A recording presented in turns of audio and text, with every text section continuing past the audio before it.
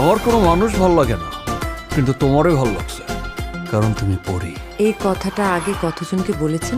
শাকিব খানের তুফান ঝড় তুলেছে সারা দেশের প্রেক্ষাগৃহগুলোতে। সিনেমাটি 2 দশকের ইতিহাসে বাংলা চলচ্চিত্রের মধ্যে সর্বোচ্চ শো রেকর্ড করেছে। প্রেক্ষাগৃহ মানেই এখন তুফান। সিনেমাটির আয় কত হলো তা নিয়ে প্রথম থেকে কৌতূহল ছিল দর্শক ভক্তদের। এটা নিয়ে সিনেমাটির নির্মাতা রায়হান রাফি তার ফেসবুক পোস্ট দিয়েছেন। জানা গেছে আগামী 28শে জুন সিনেমাটি একযুগে মুক্তি পেতে যাচ্ছে আমেরিকা, কানাডা, অস্ট্রেলিয়া ও বেলজিয়ামে। সামাজিক যোগাযোগ মাধ্যমে এ তথ্য নিশ্চিত করে স্ট্রিমিং প্ল্যাটফর্ম চরকি। এর মধ্যে আরও একটি ইতিহাস গড়ার রেকর্ড জানালেন রাফি। তুফান সিনেমার গুডি নির্মাতা রায়হান রাফি তার ফেসবুকে লিখেছেন, রেকর্ড ব্রেকিং কালেকশন। 25 বছরের সকল সেল রিপোর্ট ব্রেক করে তুফান এখন 1 নম্বরে। আর এই সবই সম্ভব হয়েছে আপনাদের ভালোবাসায় ও আপনাদের শুভকামনায়।